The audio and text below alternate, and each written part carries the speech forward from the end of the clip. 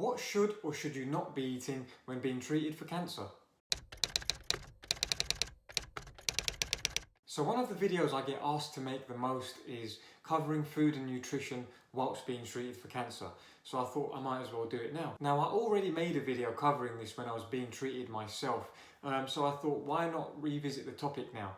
And I might have missed things out back then, but obviously my knowledge has increased since. So I thought I'd make another video covering everything again. So let's get straight into it. The first thing I want to say is food is medicine. And I need you guys to understand this. Food is probably the best medicine you can have for anything. Whether it's being treated for cancer, common cold, whatever it is, there's always something you can eat that can help you relieve your symptoms. We have gotten used to such a way of living now where this moment anything goes wrong, we reach for a pharmaceutical solution. Although those can be helpful and obviously they're used worldwide, food is still nature's medicine. The things I'm going to cover are basically what I followed when I was having my own treatment. When I was having chemotherapy, I was in a very strict nutritional regime. And I believe it helped me very, very much with my own treatment.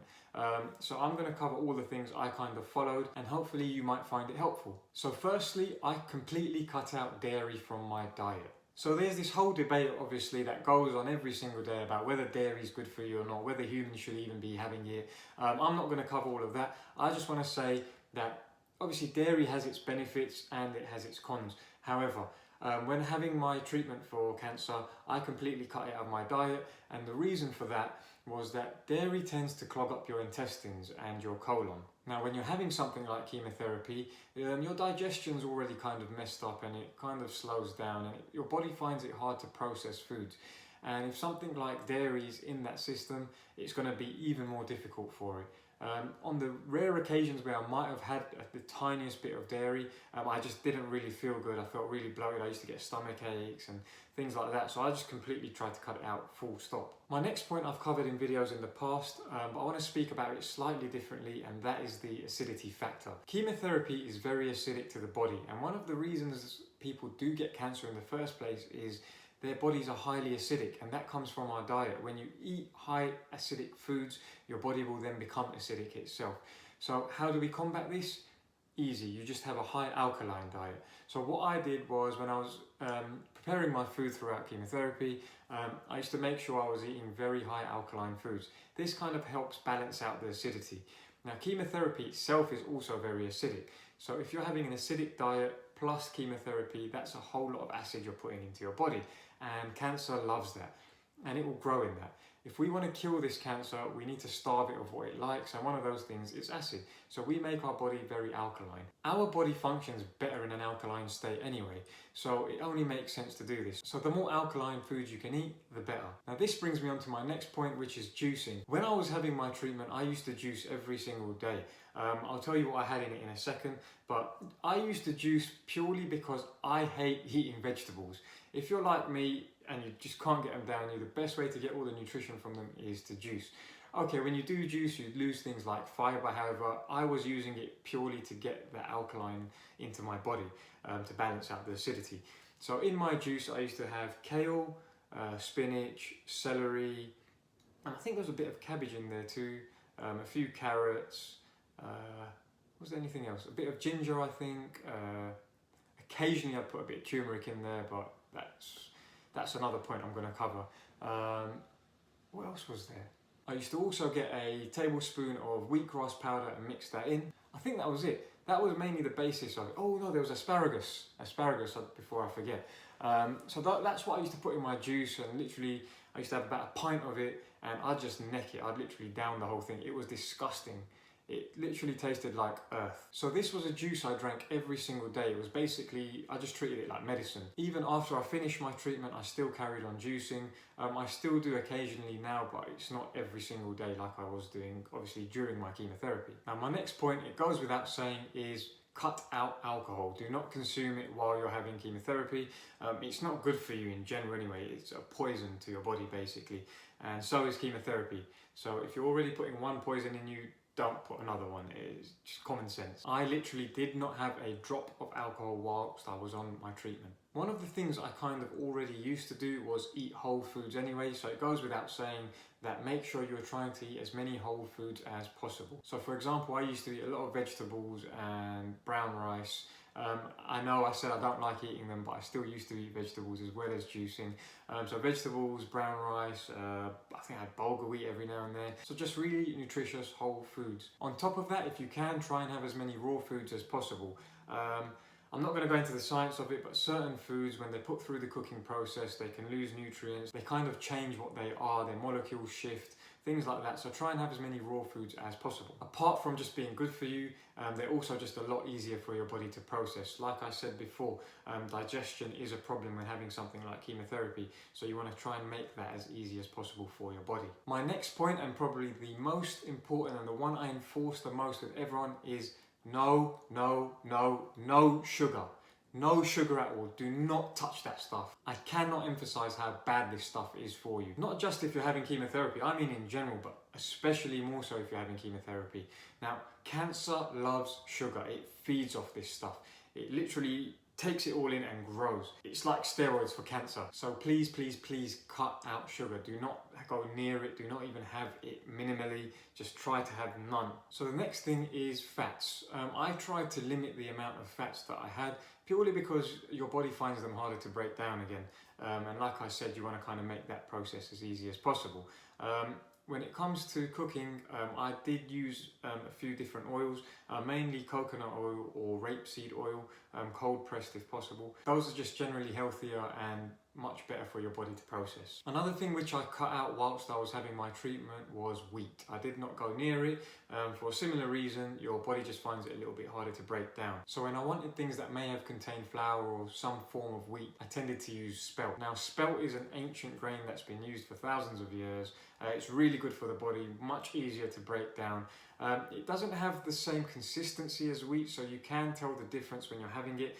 However, when you're having something like chemotherapy, that's the last thing on your mind. You're kind of just trying to do everything you can to kind of make the process easier and damage limitation, and obviously just trying to eat what's good for you to not let the cancer grow and actually help kind of beat it in a sense. Which again leads me on to my next topic, which is organic foods. I try to consume as much organic food as possible, and I still do it today. There are so many chemicals in food nowadays that it's almost as if we're eating empty nutrition.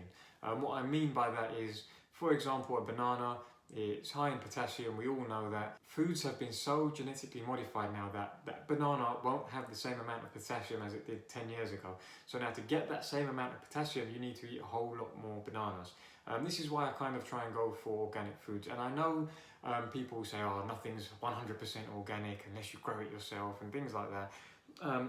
That may be the case, but organic that you can buy is still much better than the non-organic stuff you can buy. You have to remember, this is one of the reasons I think there's such a higher rate of cancer these days, because there's so much crap in the food that we eat now.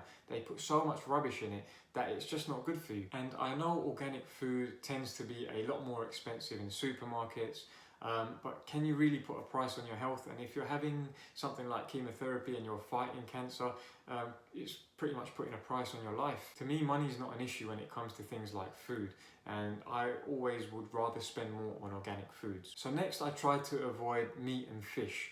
Now, I did have it now and then. I think I had it maybe at most twice a week, just because I do like eating meat and it kind of helped keep me sane a little bit. Again, I would have the organic meat if I did, but if you can, try and cut it out completely. When your body needs to break down meat and fish and things like that, it requires a whole lot more of enzymes to do that. And when you're having chemotherapy, your enzyme function is not how it should be. Like I said, your whole digestive process kind of shuts down almost, and that affects the enzymes too. So it just makes it a lot harder for your body to process again. So try and cut out meat and fish if you can. Now saying that, it kind of goes into cheat meals. And I did used to have cheat meals where I would just eat whatever I fancied, whether it's a burger, chips, whatever it was. I used to have it maybe, I think it was once a week or once every 2 weeks. I used to just have one meal where I was not sticking to my nutrition and I didn't care how bad it was for me, I just wanted to eat it. What you have to remember is when you're on a strict nutritional plan like this, it gets very boring and it gets very frustrating and you hate it. I absolutely hated it. I knew I had to do it just to beat the cancer. So every now and then I needed a cheat meal just to keep me sane, otherwise I would have completely lost my marbles. So if you ever feel like that, just go out and have something that you actually enjoy, just to keep yourself sane. Don't stress about, oh, but it's got sugar in it and fats in it and everything else I've said. Maybe one meal a week or every 2 weeks, something like that. Just forget everything I've said and just enjoy yourself, because it is a mental fight as much as it is a physical fight, and you need to keep yourself strong-minded. So that kind of covers most of the things I did when I was having my treatment, and I know it goes against a lot of the things that medical professionals might say, and that's another point I want to touch upon. When I was diagnosed and the doctors and the nurses were going through things with me, they did cover food with me, and you know what they told me? They said, eat anything and everything you want. That is probably the worst advice anyone can ever give you, let alone a medical professional. I remember I specifically even asked the nurse, am I allowed to have like a pint of beer if I fancy it one day? And she was like, yeah, try not to have it a lot, but if you do fancy it, by all means have it. Do not do it. Don't have beer. Now, the reason they tell you these things are because they are concerned about one thing, which is keeping your weight up. When you're fighting something like cancer, you need to maintain a healthy body weight for your body to be strong enough to do it and handle the chemotherapy. So their number one concern is making sure that your weight stays up. But it's just really, really bad advice. And if anything, it can actually help the cancer grow. I remember I overheard a nurse once saying to a guy, I was in there having my treatment, and I heard a nurse telling a man, whatever you have water with, I want you to replace that with milk. So whatever he was drinking water with, whether it was with a meal, if he was having some sort of protein shake or whatever it was, anything he put water in, instead she wanted him to put milk in. That is terrible, terrible advice. Yes, it might have been to keep his weight up, but there are other ways to get your weight up. You can eat the other foods that I've mentioned in this video. You don't need to start drinking milk and things like that if you're having chemotherapy. It's only going to make it worse and a lot harder for you. And although it's bad advice, I think the way they see it is, you've got cancer right now. We're just concerned about treating you right now. If the cancer comes back in 5 years' time, we'll just treat you again, no problem. Whereas the way I am, it's like, I'm being treated now, I want this stuff to go from my body and I don't want it coming back ever. So that's why I kind of followed this nutritional plan that I was on. So please people, do not just listen to everything that doctors and nurses might tell you, do your own research into it. Now, one of the things I want to mention is that once I had my biopsy and my diagnosis, I had about a month or so before I was starting my treatment. Obviously, I couldn't go to the gym because of my biopsy. They'd cut me open and I was waiting for that to heal, so I couldn't really do much, so I stopped exercising. When it came to food, I thought, well, I'm going to start treatment soon, and I kind of want to just enjoy myself now, because I know the next 6 months to a year are just going to be horrible for me, so let me enjoy myself now. And I went all out. For that whole month leading up to my treatment, I kind of just ate anything and everything I wanted. And do you know what happened? My tumours grew. They grew way faster than they did the whole time I had it. Now, I had cancer for 2 years before I was actually diagnosed with it. So these tumours had already been growing in me. But they've been growing at a slow rate purely because of my healthy lifestyle with exercise and my healthy nutrition in terms of my food. I did used to always eat healthy even before treatment. So in that month leading up to my treatment, those tumours grew way more than they did even in those 2 years of me eating healthily and living healthily. So it just goes to show how much food can affect cancer. And I always say to people, the only thing that kept me alive was food. Now, I had cancer for 2 years without knowing, and I was still quite fine. I know my cancer had reached stage 4, and it's a good thing they found it when they did, because if they didn't, obviously, eventually it would have caught up with me. However, to be at stage 4 and still be in the shape I was in, I don't know how. And the only thing I can put it down to is the food and the healthy lifestyle. And I feel like if I didn't have that, I would have been dead before I was diagnosed, and that's the truth of it. So that's everything I wanted to cover, but before I go, I just want to say these are just the things that I followed when I was having my treatment. By no means am I telling you to follow the exact same thing, it's just advice. Please do your own research, speak to your doctors, speak to all the professionals you have around you, speak to your families, your support circles, everything before you make any of these decisions. I hope you enjoyed the video and found it informative. Please subscribe to my channel if you haven't done so already, it would mean a lot to me. And please follow me on Instagram if you don't. I usually post regular updates on there about how I'm getting on. It's at DNAFitnessUK, so please give me a follow if you don't. Please let me know what you'd like me to make more videos about. Leave a comment below and I'll speak to you soon.